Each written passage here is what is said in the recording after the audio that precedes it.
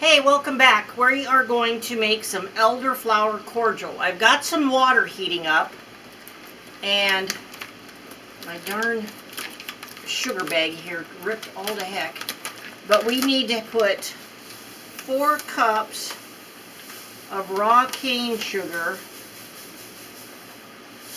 into our little tiny bit more into our water to start it melting. So I'm going to do that first. So there's our sugar. I'm going to set these things on the floor out of the way as we get done with them. Well, actually I'll need this. Okay, so while that's dissolving, what we need are 4 cups of our elderflowers. And they are smell nice. So what I'm going to do is I'm going to cut off the little thingies here, and these have, there again, like our other flower videos, these have not been washed. I mean, realistically, by the time they go through everything, there's not going to be any problems with bugs or anything, so unless you're really paranoid about bugs. So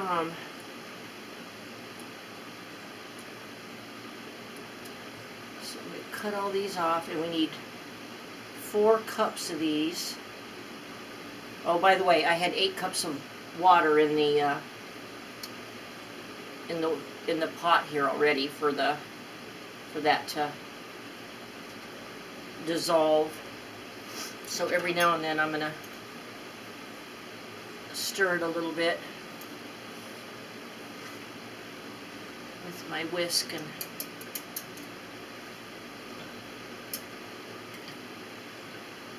while I cut flowers. I hope I have enough of these.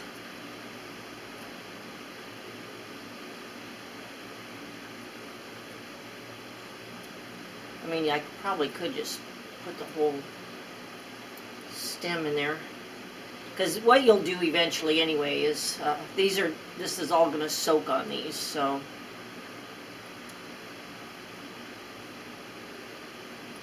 and you'll strain it all out. So I technically could put them all in there, but I think too the stems will make it take up more room than it actually is.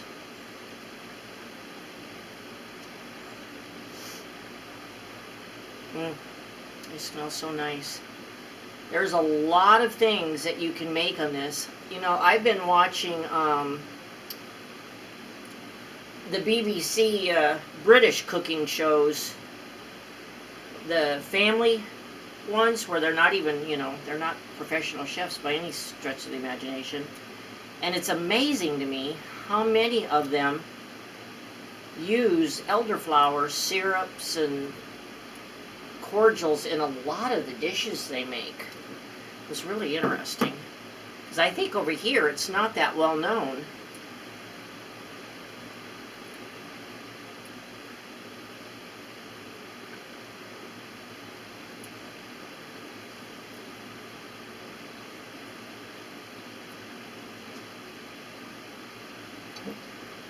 Well, we're getting there, aren't we?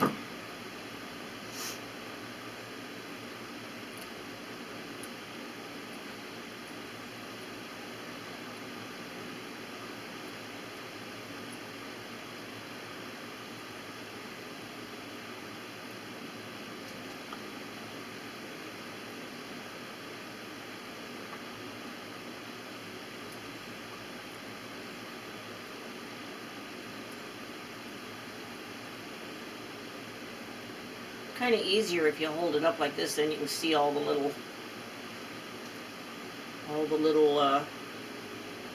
you know, I'll show you the back here. You can see all the little thingies, and it's a lot easier to see to cut them.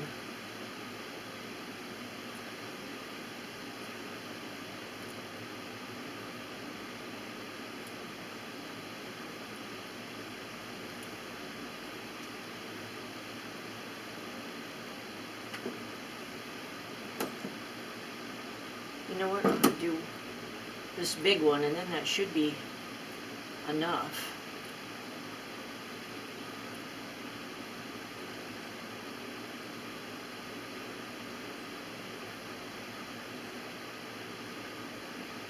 There you. Some dead one hanging there.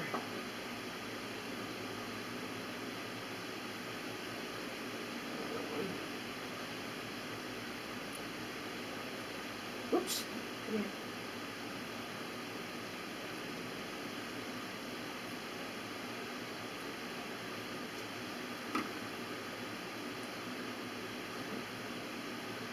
I think that's close enough. Let's see here. This is still not dissolved yet. So basically what's going to happen here is, here, let me take that out of there. So now that we've got our 4 cups, we are going to put them in my jar here.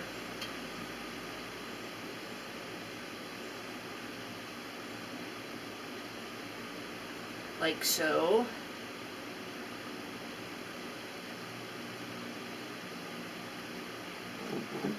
And then we will pour this sugar water over. And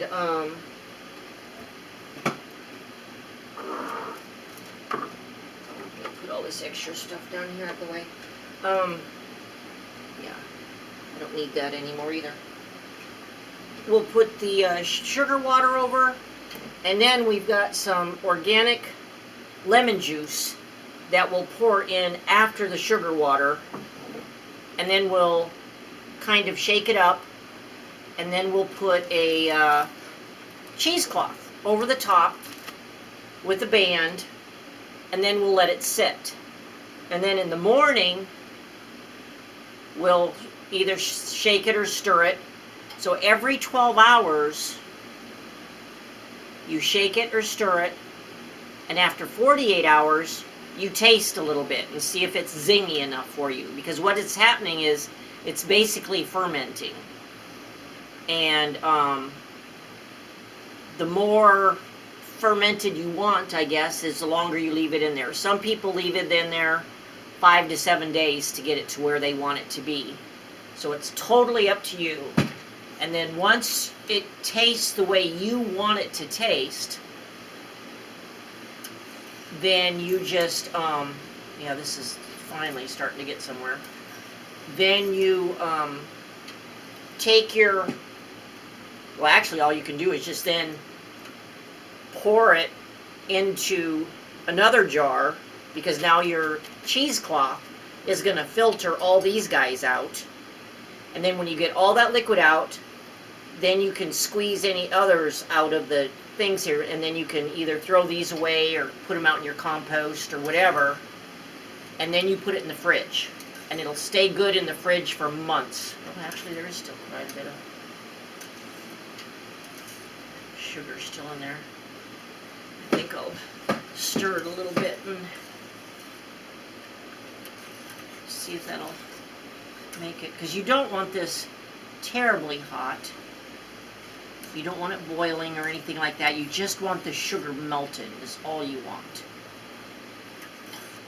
Or dissolved, I should say. Not melted, but dissolved.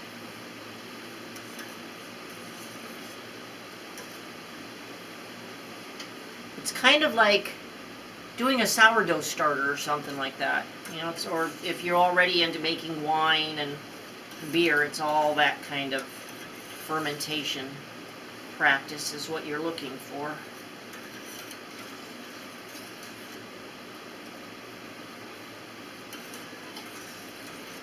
I don't think there's any more. Do you see any more? I think it's all melted.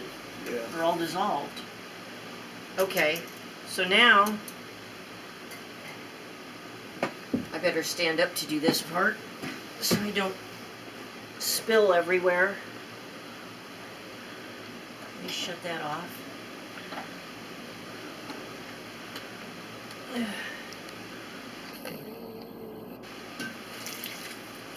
I spilled a little bit.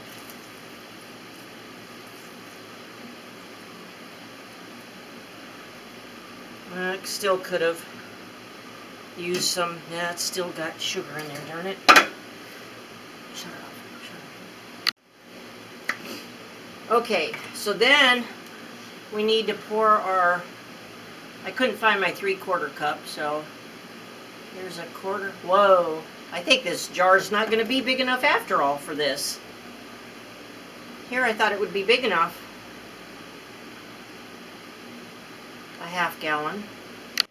Okay, we had a big mess, so we changed it to this gallon one.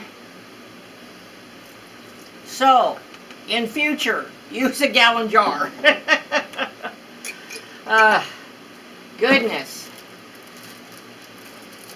Cooking is so much fun sometimes. So anyway, here's our cheesecloth. And this is an awful lot of it. I really probably don't need. Here, let's cut off this amount here.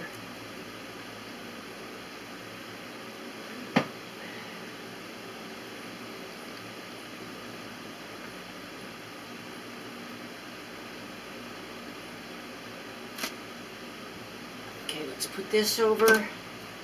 And then I've got my little band here. And there we go. So now basically it just has to sit like this overnight. And in the morning I'll stir it up again. And then I'll stir it again tomorrow night. And then the next morning and the next night. Remember, every 12 hours. And then we'll taste it. This is what, Sunday? Saturday. Saturday, yeah, right. So Monday night would be 48 hours. So anyway, we'll see you then. Talk to you later. Bye. Okay, this has been a couple of days. Oh yeah, it's smelling beery. Alcohol-y. Oh yeah, it's got some. So what we're going to do is I got a little bit of my spoon here.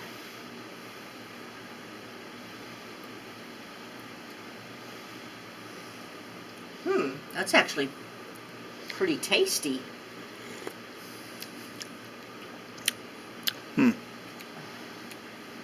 Leave it in there a little longer? Yeah, leave it in there a little longer. So, this was our 2.5 day test. So I guess we'll leave it in there for another day or two. Today is Tuesday. We should have checked it last night and I forgot. So we'll check it again on Thursday and see what it tastes like. Alrighty, see you later. Bye. Hey, welcome back. It is Thursday morning. And I'm going to stir this stuff around again. You can see all the little booze foam. Oh, come on, get off of there. So now I'm going to go down the side here and get a little bit of the drink. Let my hubby taste it. It's you can start to taste the alcohol a little bit now. Yeah. What do you think? You want to let it steep some more, or do it at this stage? Because this stage is 4 days, and it usually says 5 to 7 if you want more alcohol taste. Maybe one more day. So, I mean, it's pretty good right now. It's very sweet. Yeah, it's very. That's one thing I noticed. It's quite sweet because of all that sugar in there. But so let's we'll give it another day, maybe 2, and try it again, and then we'll see from there. So we'll see you back here later. Bye. Hey, welcome back. Now it has been a week that these elderflowers have been soaking. So what I'm going to do first of all is get a little bit of juice here to... Wow. That is off camera to my hubby. Yeah, you guys will like this stuff. So I'm going to pour this in my ricer because we got to strain out the elderflowers and everything. So let me, here, I'll give that to him too. Now I'm going to take my little paddle and kind of squish this down a little bit to get more of that out of there. Can you come get this too, Chris? It's going to leak. Bring something. Oh. Sorry, people. I thought I had everything planned, but not quite. So we've got quite a bit of this cordial, and I save like Snapple bottles, and you can get that you know, that organic lemon and lime juice. All glass bottles like this I save for instances like this. So now what we're going to do is we're just going to fill up our bottles. Now if you want it even clearer, you probably could drain it through, sift it through the cheesecloth, and it might get a few more little things out, but I'm not that picky about things. Now remember, this is going to be quite potent, so I would not be sitting here and guzzling this straight out of the bottle, else you will be flat on your fanny. I would use this in like little shot glasses. You know what would be really good is to put it in like a milkshake or something like that, or over ice cream. I think it would be good. So I think that's all I'm going to put in that one. And so I'm gonna fill these all up first, and then we will put labels on of what it is: elderflower cordial, the date, which today is June 14th, Sunday, June 14th, and they will go in the fridge. Since they're not being sealed at all, they'll just go in the fridge. Now they will keep good in the fridge for a very long time, because what will happen is the coldness of the fridge will retard the activity of the microbes that are making it get to alcohol. So that's what we'll do. Or I might even just actually write on the... I don't think I'm going to put a label. Can you hand me one of those little Sharpies, Chris? And I'm just going to write on the bottle, because then I can wash it off later. Stickies are so hard to wash off the bottles sometimes. Labels. It's much easier to wash off the Sharpie. So out of all of this, we are getting, it looks like at least 4 bottles of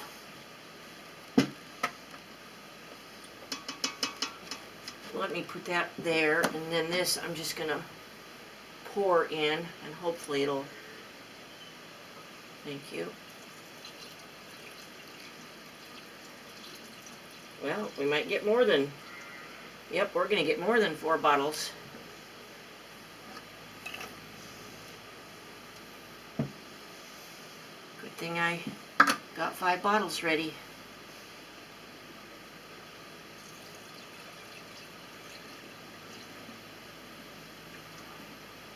All right, almost 5 full bottles. Here, wait, hang on.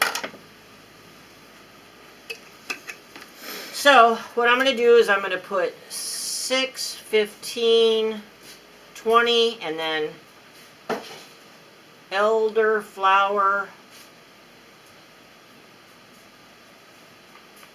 cordial. And that's how easy it is. So we hope you have enjoyed this little video of something new to make. And stay tuned because we will be coming up with more elderflower recipes. Thanks for watching and see you later.